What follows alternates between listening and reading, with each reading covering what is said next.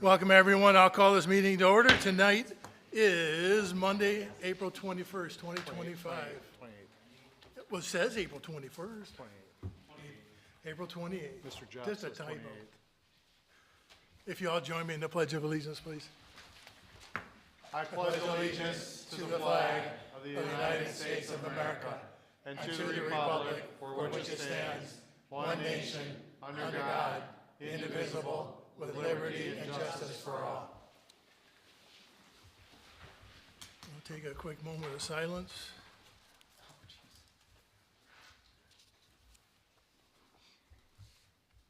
And Christian, if you do a roll call, please.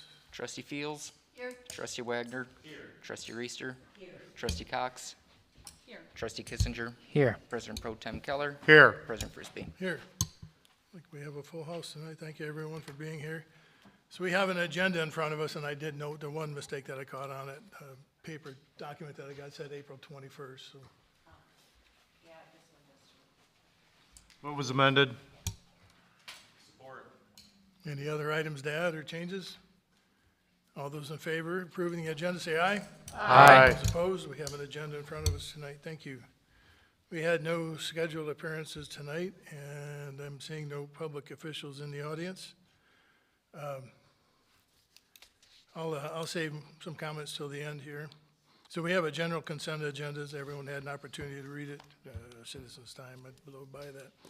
This would be a time for the citizens to speak in to the agenda if they would so desire. Rebecca Walters, 420 South Kalamazoo, Vicksburg. I'm speaking on our requests for food trucks for our farmers market. By any chance, does that have anything to do with the tax that we're looking on mobile vendors? And do we have any more information on the mobile vending being a proposed tax? I believe I saw on a board meeting that we had a couple meetings ago. Is there any more information on that, and could this be effective that? We certainly can get that to you after the meeting. There is. And then when it comes to the half birthday, do we have an idea of how much it's costing for our taxpayers, or how much is coming out of that pool for the half birthday and the birthday celebration, for both of those celebrations for the year? Do we know how much it costs to the taxpayers for that, Absolutely. for both birthday celebrations? Thank you.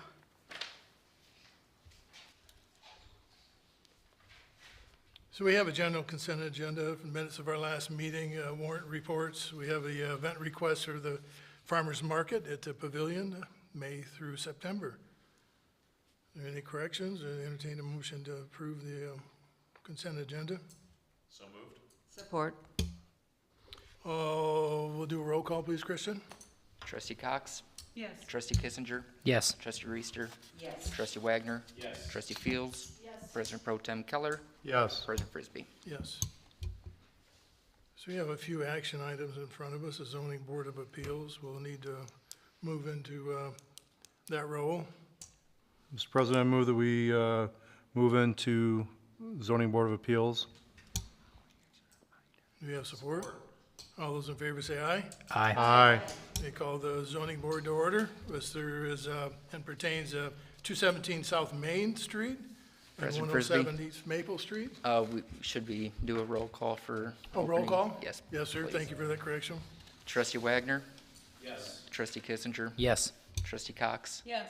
Trustee Fields. Yes. Trustee Reister. Yes. President Pro Tem Keller. Yes. President Frisbee. Yes. Thank you for catching that.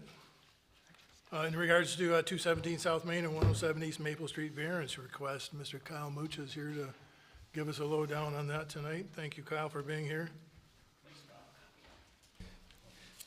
Thank you, Mr. Chair. So before you tonight, before the Zoning Board of Appeals, is a request of 217 South Main Street, also commonly referred to as 107 East Maple Street.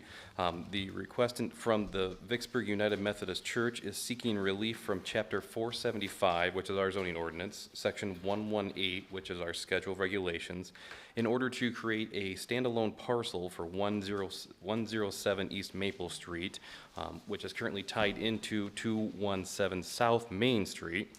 The applicant is seeking an approximate variance or deviation from our schedule of regulations of 1,715 square feet.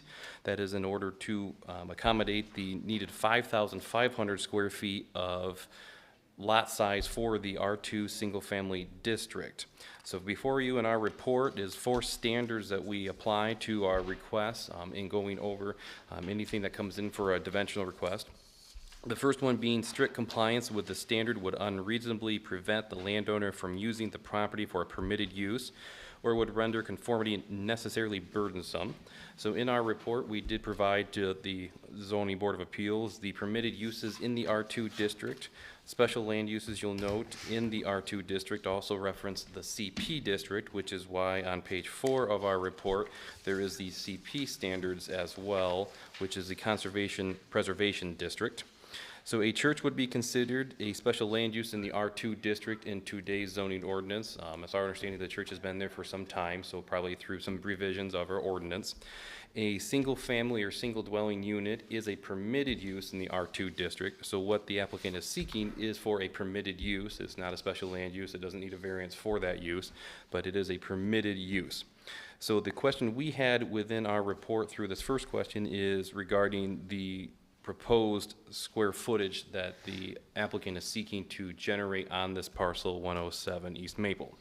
So we did request just some confirmation, and if the Zoning Board of Appeals feels inclined to divulge us with that of, what led the applicant and their team to create that existing parcel size or proposed parcel size. Is there any ability to move further west?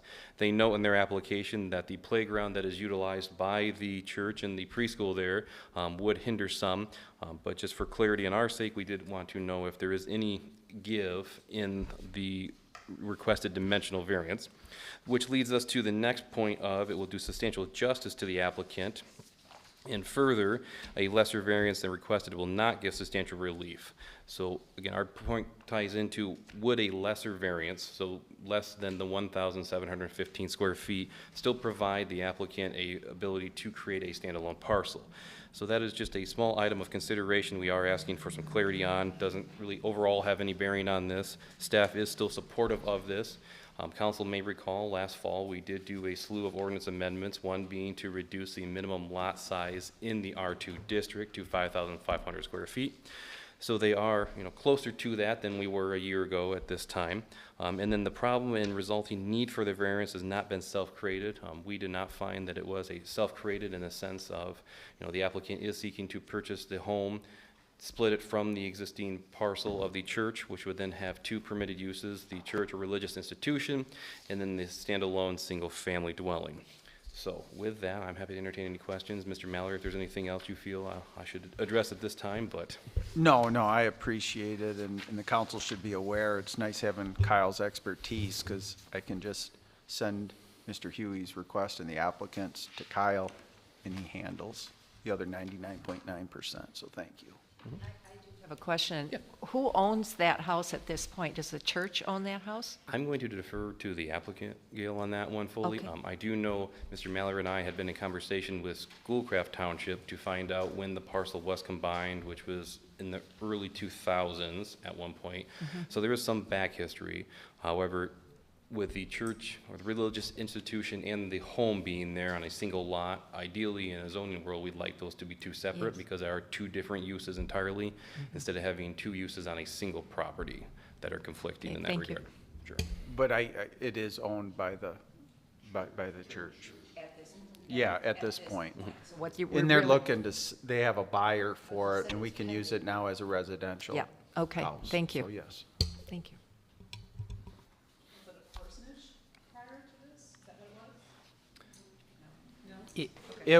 It was, It has been at times, for sure.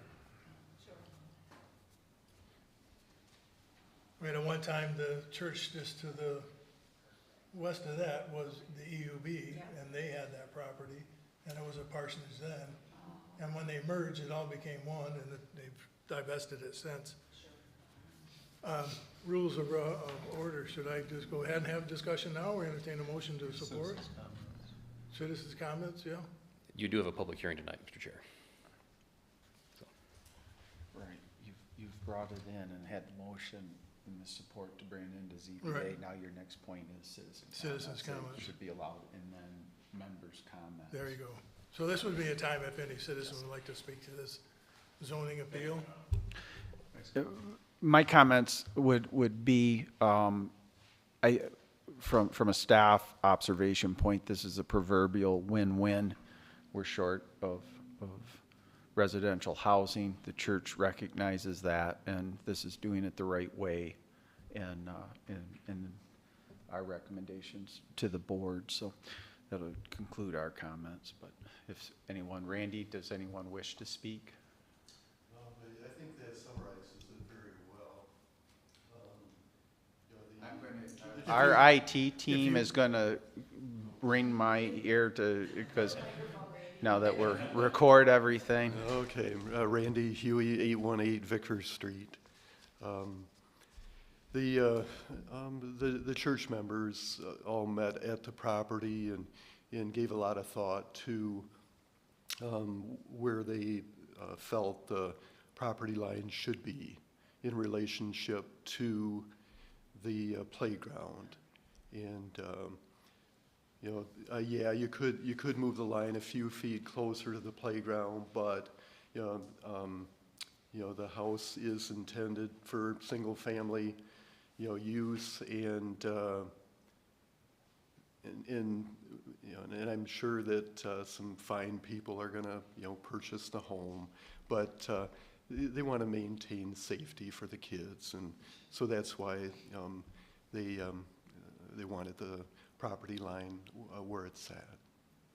So I can imagine that even if it were moved slightly closer, we'd still be under that square footage allowance and still require the process anyhow. So. yeah, correct. You'd have to take in, probably 2/3 of that play area to come up with the 5,500 square feet.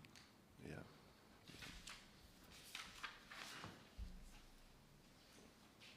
Kyle, and I messed up when I didn't ask you this when you were standing up there. So this is the size of the lot. It's kind of really consistent with that 125 East Maple on the same block, right? So it's the size of the lot we'd be zoning isn't counterproductive or to what we're already have in the village size-wise, some of the existing properties, right? Correct. So in order for a property owner to split in the R2 district and create a separate standalone lot, in order for administratively us to approve it, they would have to meet all the provisions of our setbacks and lot sizes. So because this proposed one does not meet the 5,500, that's where a variance is needed in order to allow administratively us to approve a parcel that size. So otherwise, if they meet the 5,500 or exceed it, it can be administratively approved and moved along. But because this one does not, that's where it needs relief from the ordinance. Did I read at some point in time it was zoned for R2 years ago? Do you have that in your report? No, I know it was at one point, it was a standalone parcel in the early 2000s we found from the township, and then was combined with the church. Gotcha, all right, And so now the church is seeking to split that off again. all right. Just as a point of clarity then, so the actual variance we're looking at this evening is just based on the square footage of the parcel to be split, and then administratively after this, that's not a consequence then to handle the rest. It's just based on the square footage, we need the variance. Correct.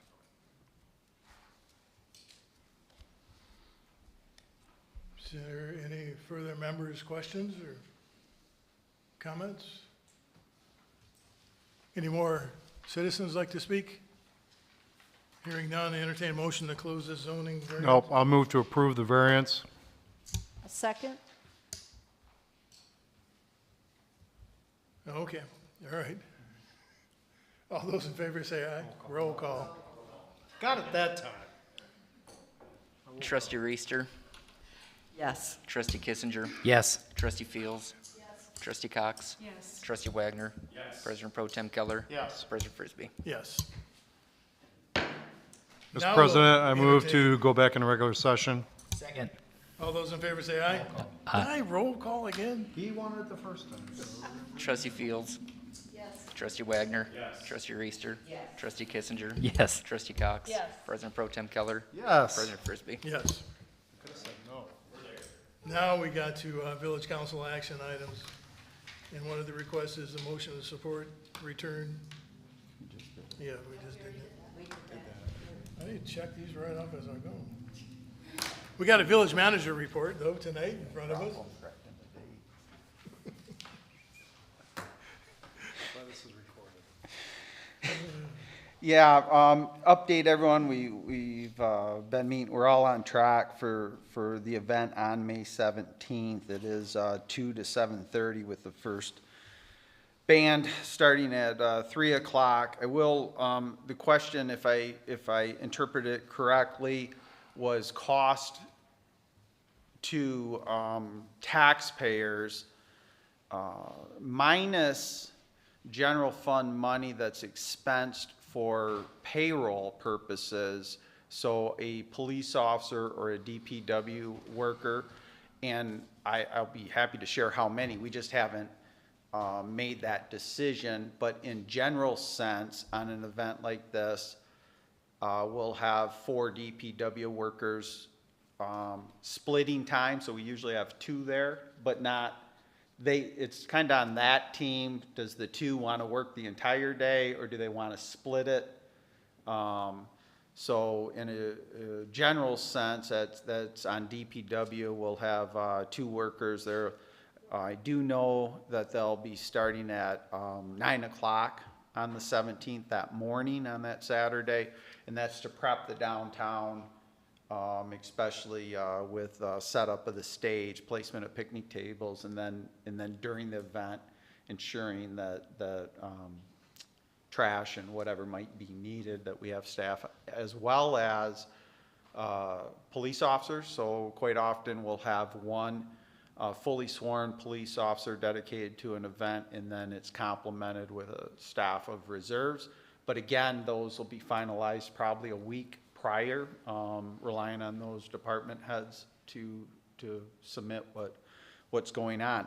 Minus that investment, nothing is coming from general fund tax dollars for any event that we hold downtown.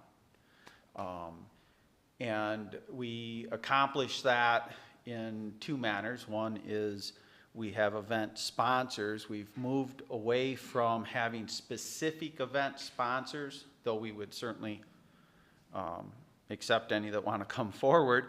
But we look at, okay, you're sponsoring all of the events. That would be this event, the summer events, the Berg Days, as well as the Christmas in the Village. That fundraising last fiscal year was about $32,000. We received an outside grant of $25,000. We have a second year of that grant money, $25,000. I don't have the figure on this year's fundraising. I know it's it's above $25,000. I just don't have it specifically. So that's the money that's used to pay the bands, pay the blow-ups, obstacle course for kids. That was the money that was used to purchase the original stage, or the new stage, not the original one. This year we bought a second stage because the one that's 30 years old just is not safe. We used Parks and Rec money to purchase that went through the council and approved. The reason that was Parks and Rec money is there's plans in discussion of potentially having opportunities, whether it's poetry in the park, reading in the park, and if we do that, these stages will work. So it's a kind of a governmental thing. If we use downtown DDA dollars, it's restricted to the downtown development area. We use Park and Rec, we can put it out at Sunset Park, Clark Park, wherever, Historic Village. So that's why that was done. But so may been too long-winded, but specific tax, general fund tax dollars are simply the payroll of DPW and policing. All the other things that require money are used with that fundraising money or the grant dollars on that.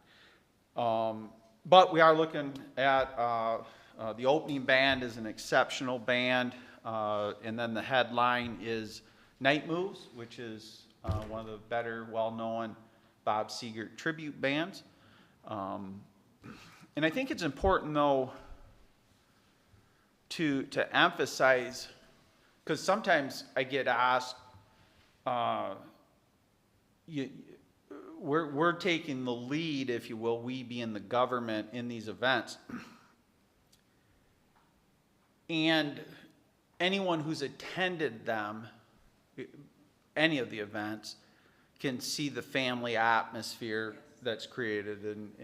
And we've seen, and maybe going,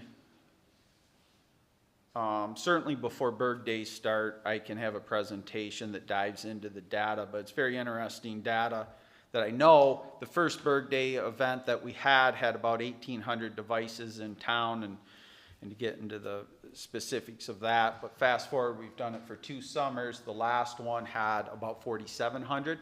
That doesn't include Vicksburg, normalized. So we know we're bringing people into our community, and that's why we're doing it and leading the effort, is the future of small towns are to get people into your town, investing in your community that will keep businesses afloat, keep our downtown relevant and in use. And we've seen that and can demonstrate that quantitatively.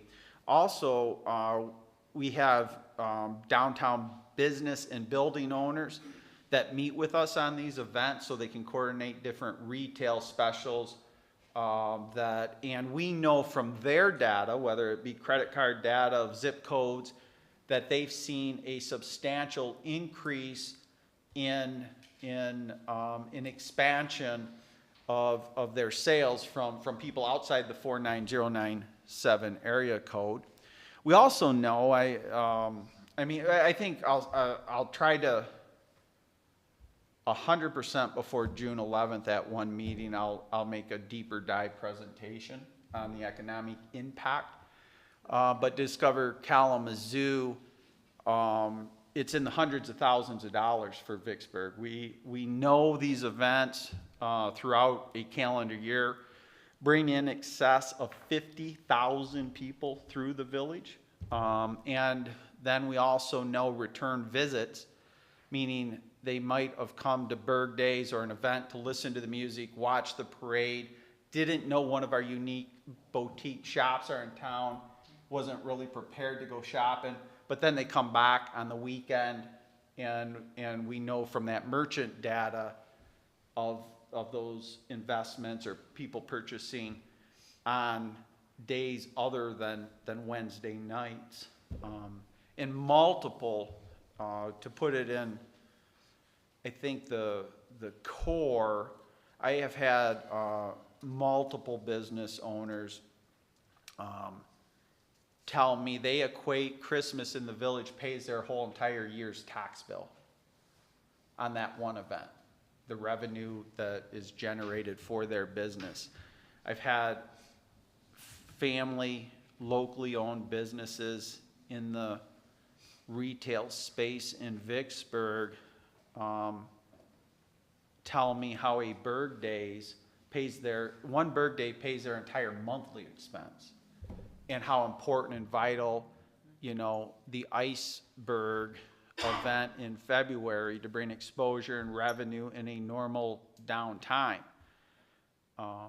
So it's truly a great family experience that is not only keeping the community relevant, but as we move into this project of branding and we see the outreach and the social media analytics that we have acquired over the last 5 years of the reach of the village, it's conclusive that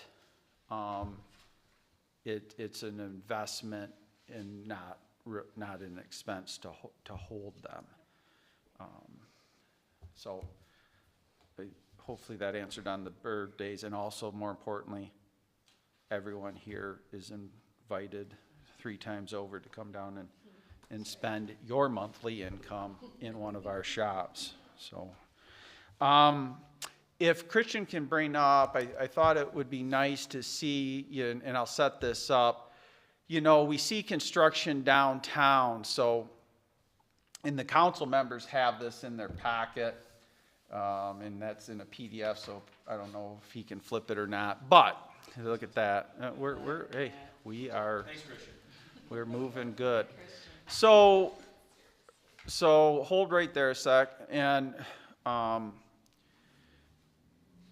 we've seen a considerable, through DDA grant opportunities, private developer investment in our community, unlike any town our size. And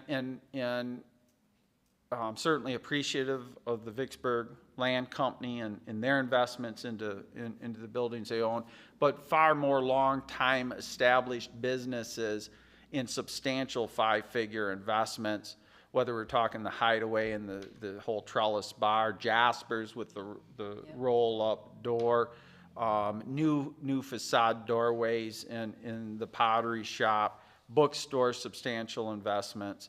And it continues in the tenure of the last 8 years. We had a paint program where we would reinvest on painting, and then things catch on. So the north side of Prairie Street between Kalamazoo and Maine, every single building has utilized that paint program to update their painting.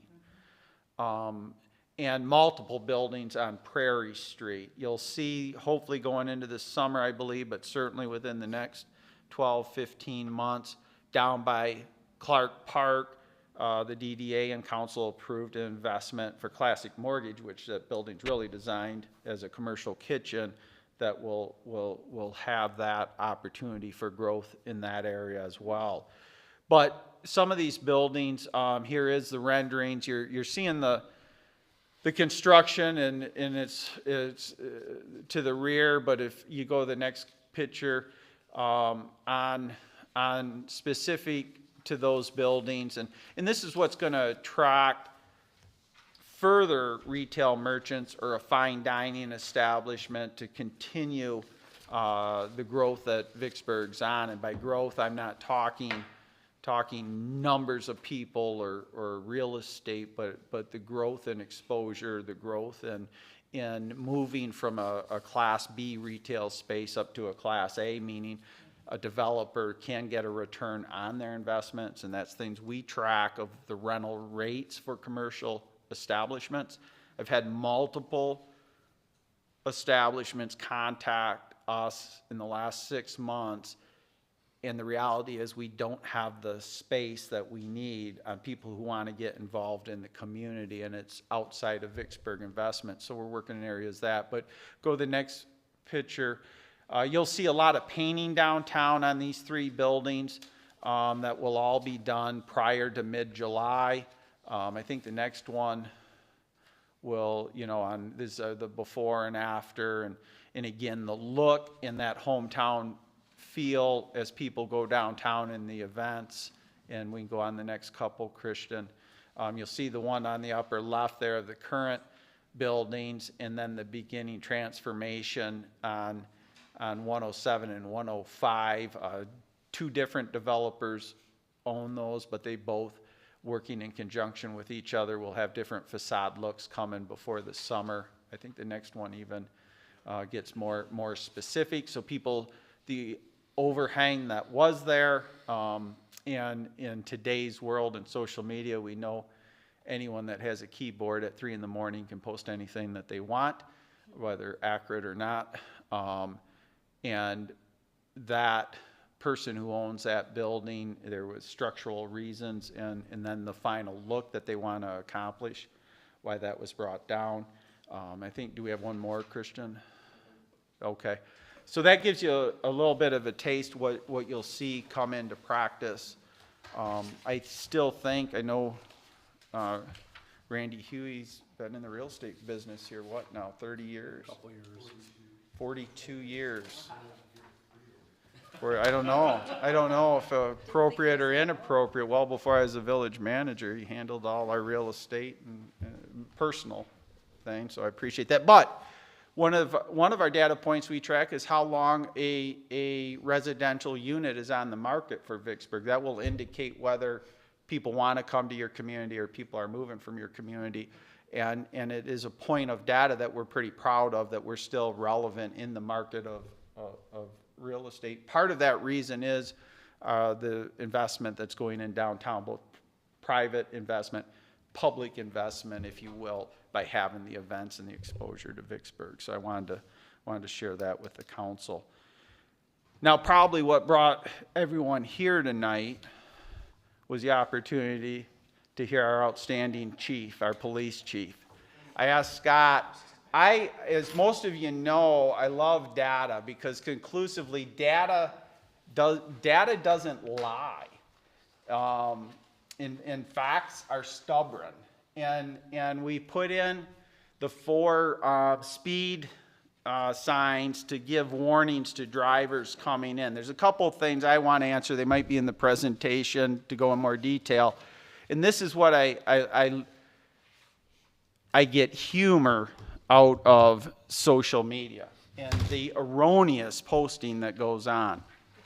And how I get these is I have multiple people take screenshots of something and send me to my phone and say, hey, did you see this?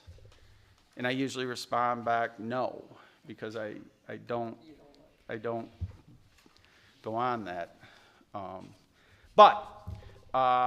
So we utilized appropriate money to make this investment for these 4 signs. And they're up. You know, one of the comments, well, someone's just going to drag race and see how fast they're going. Well, they actually don't read if you're 10 miles an hour over the speed limit, because you don't want to entice that. We've had multiple communities, including the city of Kalamazoo, contact us for vendor information and that because of the quality of the signs and what's going on. But having that little bit of a teaser, I tasked the chief to give, no, he's coming with deep dive data that will demonstrate what we felt would happen with the sign. So, Chief Sanderson.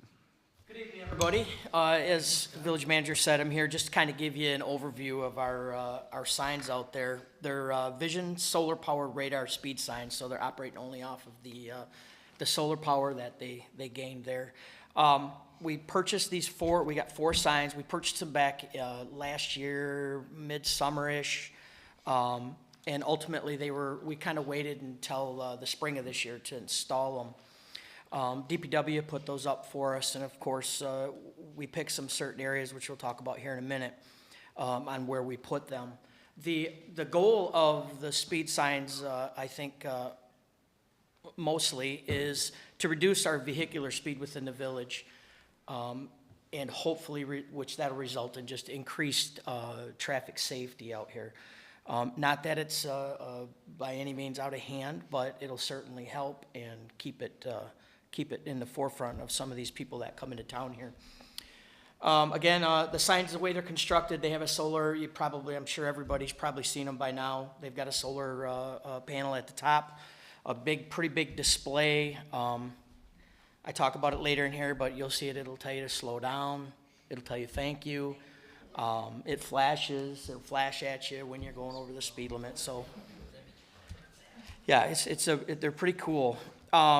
The locations that they are, we have one at West V Avenue in the village limits. That's a 25 mile an hour zone. Highway, the West Village limits on Highway. East Highway near Best Street, which is about to the village limits there coming into town. And then West Prairie at 4th Street. All of these, except for the 2 on Highway, are 25s, and the 2 on Highway, of course, are 30 mile an hours. I think we selected those because they're gateways coming in. Those areas are 55 mile an hour zones and drop right now down to 40 on Highway down to 30, and then on V Avenue it goes from 55 to 25 right there at the residential location.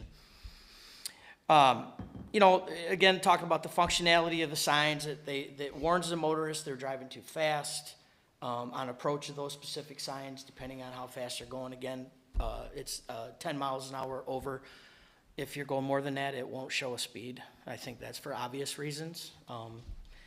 We're gonna leave it at that. It'll tell you to slow down if you're within that 9 mile an hour over or too fast to slow down. Once you get under the 5 mile an hour, if you're 5 mile an hour over the speed limit, it stops flashing at you. Once you hit the speed limit at the sign, it'll tell you thank you, and it's just a normal display. So the questions were, a lot of the questions I got were they working?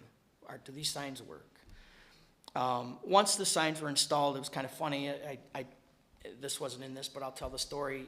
DPW Director Myers, when they put it up and it began to operate, he said they hadn't even left yet, and you could hear people coming in and immediately just lower their speeds right down about as quick as they could to get to the speed limit here in the village. And I think, immediately that's telltale on whether or not they work. So that's just kind of a side story to whether or not we feel like they're working out there. There was a point I sat at the Prairie Street and 4th Street sign. I just sat in I'll just call it an area to observe the sign with traffic coming inbound, and no cruisers out there. I'm tucked away, and people are certainly slowing way down when they come into town. There's no doubt about it. They're just about hitting the speed limit when they hit those signs. Yep, they could speed back up after that sign. Sure, that's always a possibility, but it immediately is slowing them down as soon as they get into the village. A feature to these signs, as we talked about, they store data. The question was, can you tell what car and get my No, we don't store that kind of data. We're storing, it's more about the numbers game. The data that it stores, I have to go out to each sign, and I can only get into it via Bluetooth. So I download it, and then I email it to my computer, and then I had to have a program through the company, which is called Elan City. It's a company out in New York. They have some software that I had to download into the computer in order to read the information from each specific sign, which was really fun trying to work through, but we got it. Just last week or so, I downloaded information I used April 1st to April 16th, just to kind of get a feel for what was going on with them. Kind of found out some of the things I looked at anyways. Incoming vehicles, the number of vehicles coming into town, that was one. Average speed of vehicles was another one. What's the percentage of the vehicles on what their speed is coming into town at the point of when they hit the signs there at each particular place, and finally traffic speed specifically. So specifically to the signs and their locations, the East Highway, the West Highway, and the Prairie locations are very similar in statistics. I think that's probably the three main gateways, if you will, coming into our village. The other one, V Avenue, it's used, but you'll hear here in just a little bit. It's much lower numbers for that location coming inbound. So the first thing I looked at was average number of vehicles coming in. Throughout that time on, I guess it was East Highway was the first one I did. In those 16 days, there was almost 27,000 vehicles that came inbound. So you've got an average of around 1,740 vehicles a day that come inbound there. The West Highway one had 33,184, and the Prairie Street sign had 33,943. So those two are pretty similar as the main. I think those are kind of the main areas where people are coming into town. The V Avenue had a total of 10,281, so significantly lower out there. And they had an average. I mean, that has an average daily vehicle that comes inbound of 685 vehicles. So it's much lower than everything else is right around 2,200, 2,000 vehicles out on highway. It'll also show me times. I get a, if I would have brought it with me, it's a crazy bar graph depending on how many days you show. It'll show you like I said, 16 days, and I tried to condense it a little bit to get a feel for the numbers, but it's literally goes like this in our village, right? And there's a couple different times that it increases. The constant times, I think, on all 4 locations was the obvious times that everyone would probably guess, 7 to 8, 2:30 to 3:30, and then depending on which place or which sign you were talking, 5 to 6 and 4 to 5 seem to be, they kind of fluctuate, and I don't know if that fluctuates because of school events too going on in the afternoons or what, but those were right across the board, all the norms. Average speed of vehicles at the radar sign was kind of surprising to me, and again, I believe it shows that these signs work. The East Highway average speed when they passed the sign was 28.48 miles per hour. That's pretty good. Shows that 95.56% of the vehicles when the sign reads, so the sign's reading at about 1,000 feet out. At the time the sign reads, at that East Highway one, 95.56% of those vehicles were under 40 miles per hour at first detection. West Highway's average speed coming inbound was 33.5 at that sign, with the average under 40 miles per hour, the percentage was 79.45%. V Avenue, 28.86 miles per hour. Now, V Avenue, I will say, for us, is an area that we do a lot of speed detection at least with the cruiser, because people are coming in at 55. It goes right immediately into a residential neighborhood, so that's a location that we sit out on.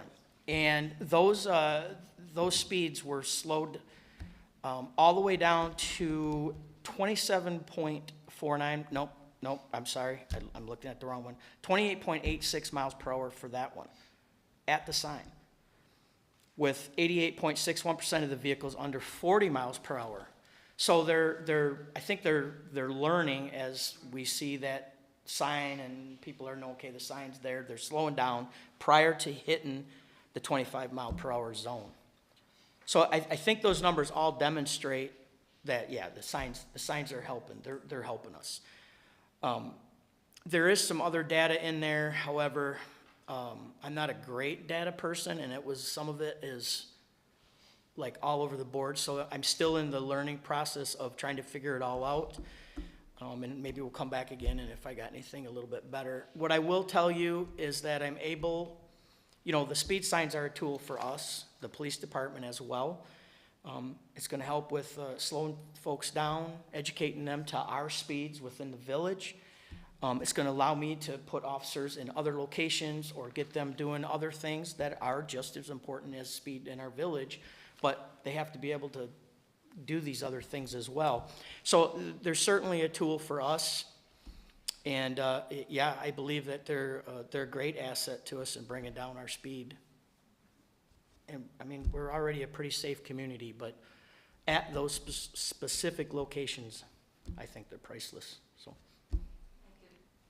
I can just tell you that every morning I take W Avenue going west, and I am absolutely astounded at how people are using that sign. yeah, And the traffic at that time, I'm leaving my house about 10 minutes to 7, so that 7 to 8 you were saying, the traffic is amazing on that road at that time. yeah. And so both ways, going and coming. And when I'm coming back at about 8 o'clock, that sign warns you immediately, and everybody that I am on the road with slows down, gets down to the 30 miles an hour before they go through that sign, almost always. Yeah, and you think about what are one of the things that we hear commonly with folks if we stop them for speed. I didn't see the sign. I didn't see the speed limit sign. Well, it's hard to miss this. Yeah, you can't miss that. No, hard but to miss that I one. think from what So- I am observing, it is very, very successful.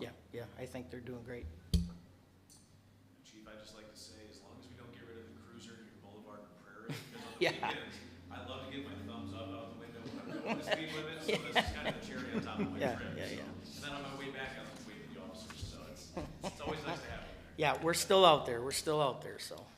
Same thing with V. I live right on V, so Yep. just thank you a million times over for Yeah. that. Yeah, V is one we watch.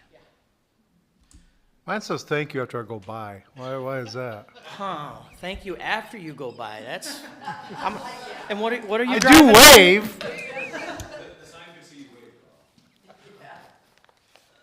Well, V, Let the record show there's no cameras on these signs, so they're not picking up. No.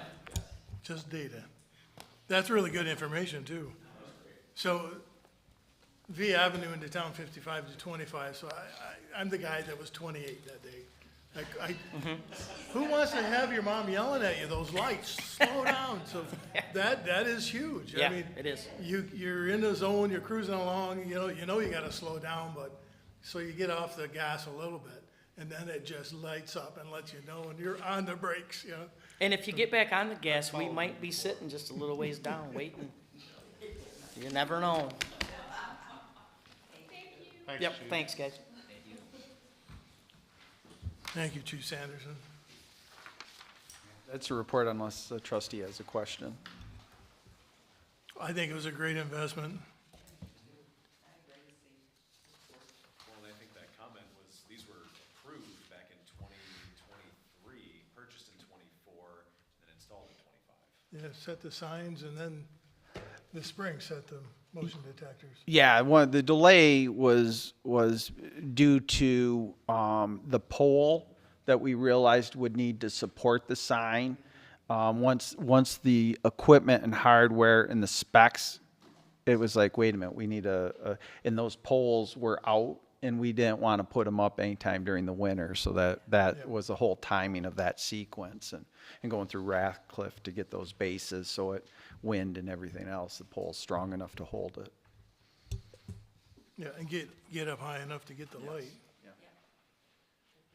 Was there, committee reports, was there any update from? Well, one thing I would like to say that I forgot to say last time, thank you, is that we wanted to thank Jim very much because he has allocated some of his tree money to help us with our budget, so we really, really appreciate that.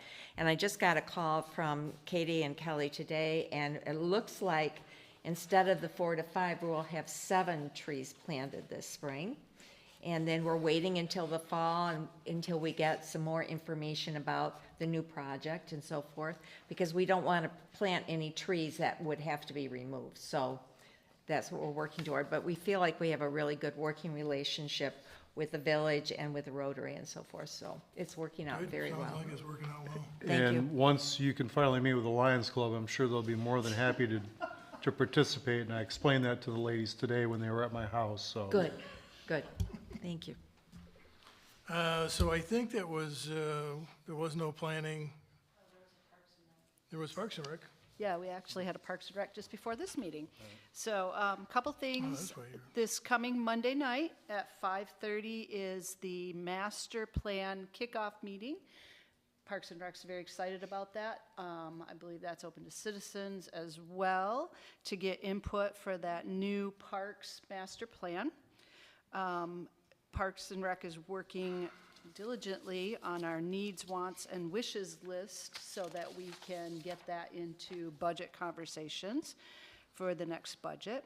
Also have plans for individual park awareness social media posts that'll be going out over the next few weeks. We have also we did a podcast for Parks and Rec that will be coming out in the next few weeks. More to come on that. First movie night is May 30th, Friday, May 30th. The movie is Up. Fun things starting at 8 o'clock. Movie starts at dark.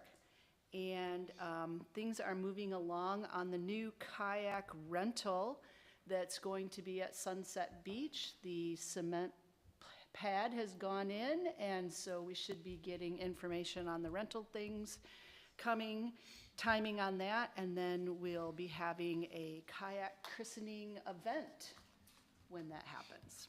So, Nice. somebody, so we'll figure that out. Cats is tomorrow. or no, Wednesday, excuse me, Wednesday. Was there a planning meeting since last meeting? No. And was there anything of a relevance to sewer? Just a couple things. John Gisler, the county commissioner, said the Palisades nuclear power plant should be up and running by the end of this year.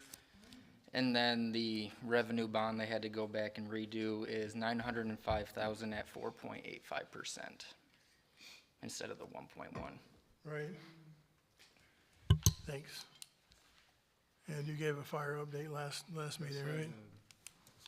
So this is the time for citizens' comments. If anyone would like to address this council on any agenda they'd like to bring up, now's the time to do it. If you Just would- real quick, so the citizens are, and council's aware, that bond does not impact the village. It's a bond for entities outside the village, so it has no Yeah, impact. very good. Please, if you would, just your name and address and. Marshall Linebaugh, representing the United Methodist Church. First of all, I want to say thank you for the variance approval. I also want to say thanks to Jim, because during this whole process, he helped us get resolved, because we had a broken sewer pipe underneath the sidewalk, over at 107. Remember that? Oh, yeah. He helped us get that resolved, because we had a couple people who were kind of upset. And last but not least, this would have been the Christmas parade of '23.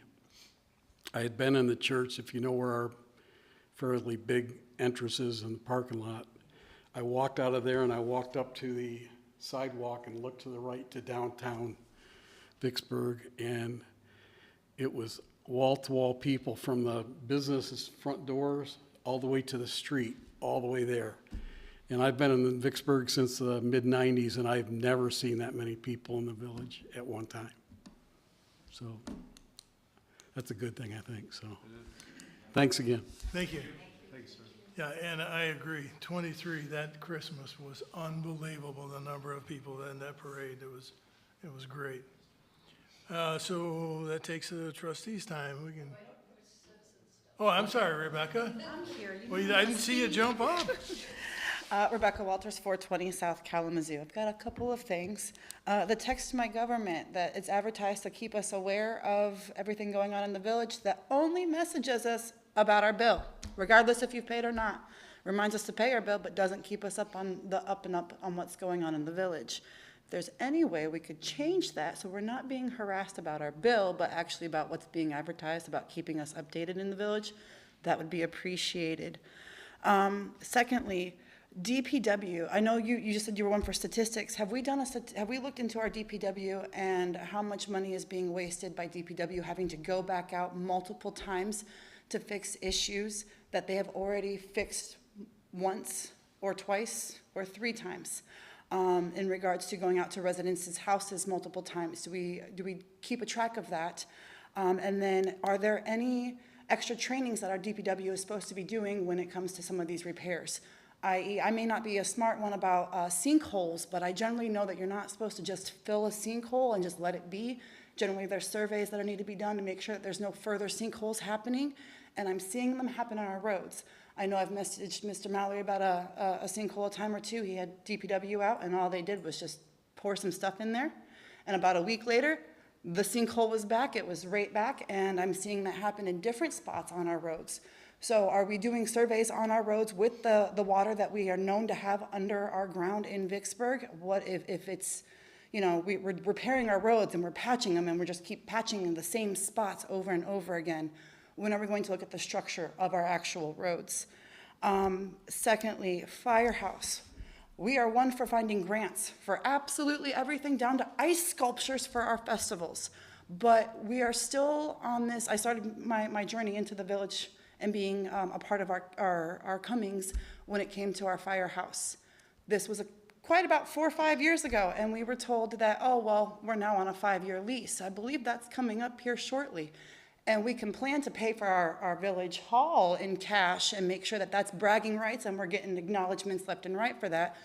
But we still don't have an emergency response team that's stable and sound And I've heard nothing going on about that, and I've seen a lot of fingers being pointed of, oh, that's this meeting, that's that meeting, that's this person, that's that person.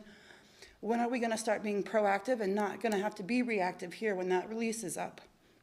Another thing is the parks, for Parks and Rec, we have a bridge that goes right over a waterway that is not stable for strollers. I've come a couple of times now, I believe now 2 years in a row about this bridge. If we can look at getting that done for the master plan that I guess we're now having for Parks and Rec.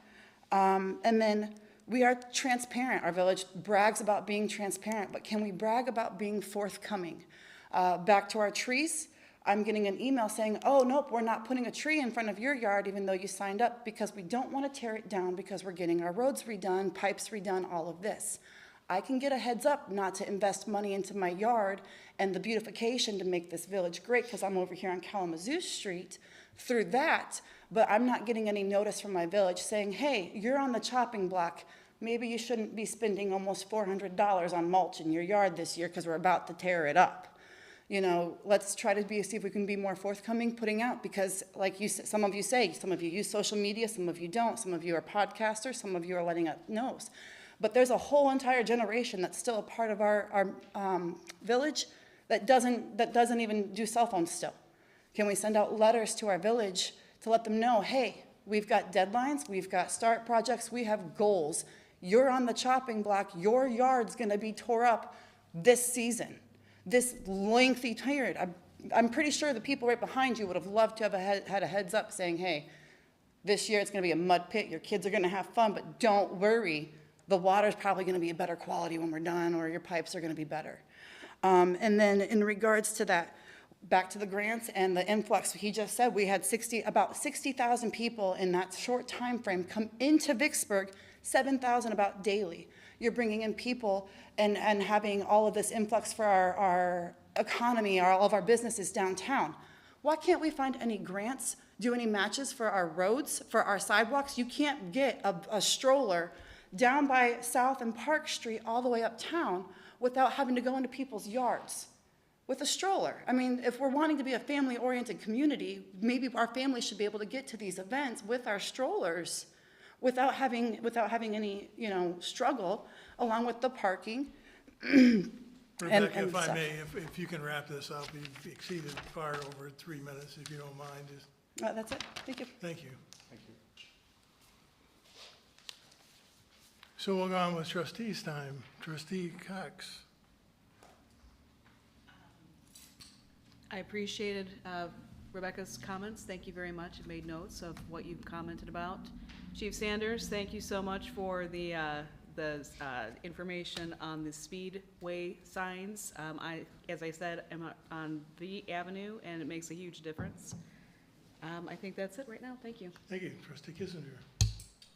Chief Sanderson, thank you for that as well. I'm probably one of those 10,000 coming through on V into the town. So, and yes, I have slowed down more, I think. Also, I did see just in Village News that the ice cream shop is opening up like next week, so I'm excited about that. Trustee Fields. I appreciate the update on the buildings downtown. I was telling Parks and Rec earlier, my husband drove through Constantine a couple weeks ago, and it's really sad, the buildings that are vacant down there and how things are just dying. And it's not just a lot of towns around us. The cost to upkeep, and I can't even imagine the cost to put a new roof on one of those buildings, the heating, the cooling. So we are so fortunate to have people coming in, investing in those buildings that will then draw in all of those retail, restaurants, all of that other kind of stuff. On the Berg Days and the Christmas in the Village and bringing people in, I really noticed last year the range of ages that are downtown during those events. For me, my oldest is, out of school 10 years now. I go downtown and I see people that she went to school with and now their young families coming in coming back to Vicksburg and taking advantage of this. It's really, that is what my idea of the small town is to have those people coming back in like that. So I really am looking forward to kicking off those summer events later this month. Thank you. Trustee Wagner. Just a quick note, I will not be present next week. I've got a local union meeting to attend. Wage allocation and officer nominations, so it's an important one, only every 3 years, so I'll be there for that. So sorry to miss that for the kickoff. I know we do have important stuff planned, so please include me as able, and I'll make sure to provide my input there. And just, Rebecca, thank you for the comments.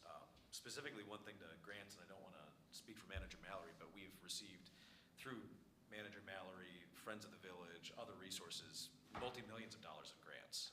So specifically to roads and sidewalks, I know that we've received some, and we use every funding avenue available using Act 51 money, as well as timing our infrastructure projects so that we're making the most use of it, and we're not repeatedly, like pulling up the sidewalks and putting a road down and then tearing it back up and put water back in and things like that. So I know staff is already being very thoughtful in regards to these projects, but I just say that as far as grants and things go, that we are absolutely exceeding our fiscal responsibilities there when we're searching for those, and I couldn't be more proud of how much money they're bringing in that.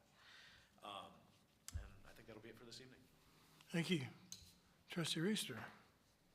I'd like to thank Scott for the information, and I really have seen, like I said before, I've seen that it is really working. I think it actually makes me slow down, so I think it's excellent.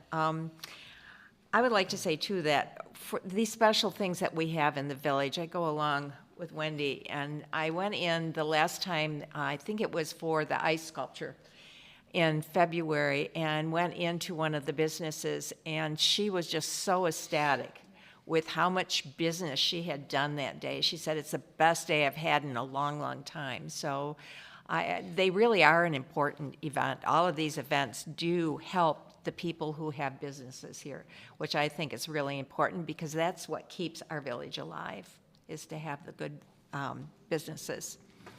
Thank you. Well said. President Pro Tem Keller. First, Rebecca, thank you for your comments.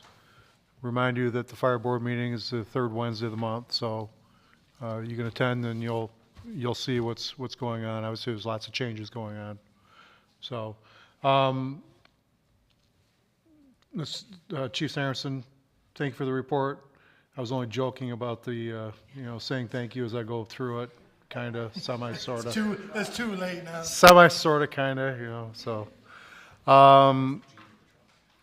Yeah. Did want to say I thoroughly enjoyed Saturday was opening day of Little League. I was brought out of retirement after 30 years to coach my grandson's t-ball team. I was in the parade. Unfortunately, the parade was sectioned off twice by trains coming through. It would have been beautiful if we could have gotten a heads up from the railroad, but I know that's not how they roll. So, I'm aware of that. So, thankfully, we had officers there to make sure that no kids tried to race the tracks. There was no candy, so we didn't have to worry about kids running out in the street. So that was great. Had a great, even though it was cold, great time.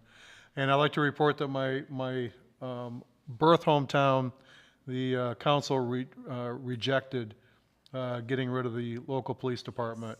So, however, as was said last week, I think it was probably some type of bait and switch, because they're going to look for additional funding, public safety millage or whatever. So I'm sure there's more to come on that. So thanks. Thanks. I've got one announcement, one thing I'd like to say that I'm really, really excited for and real pleased with. The drain commissioner got a hold of Jim and I today. He was able to secure a $900,000 grant to replace a culvert in the road going over Washington Street when we get that dam put in. So tremendous. I know that wasn't on their agenda when they first put in for the funding for it, and through some negotiating with him and his ability to get grants as well, seeing the need for it, just really, really positive. So I'm excited where we're moving with that. So Yeah, I think, and to equate it to a culvert is storm, that's general fund money. That would have been village tax money. So Jason Wiersma took the lead in that initiative. We did, of course, the support letters in that, but Jason gets credit. So Yeah, thanks for bringing absolutely. that up. Jason Wiersma, 900,000. yeah, he went above and beyond and worked with this community to make that happen. So I sent him a note this afternoon, and I'll say it publicly. Thank you. Thank you so much for what you've done. During the Berg days, Jim, I can't express what you said about the data and the need and the drive. I will continue to support the events that we're putting downtown wholeheartedly. The feedback, we're keeping this downtown alive, relevant. I mean, you said that, and talking with all the business owners, we're killing it. So we could be downtown with empty buildings down there, or we can invest a very little and make this place a community everybody wants to be. So, well stated, Jim. And to the number one comment that came out to me, number one and number two. Number one was at Berg Days was, are you gonna do it again? And the number two comment that people brought to my attention was the speed limit on V Avenue. You'd be surprised how many people on V Avenue would come to us and say, what can you do to slow traffic down? So I think that's going to make a tremendous impact, and I thank this council, the staff, for going out and securing that funding to do that. That was real good. So with that, barring any other further comments by this council, I'd entertain a motion to adjourn. All those in favor, motion and support? Support. All those in favor, say aye. Aye. Meeting adjourned. Thank you all for being here tonight.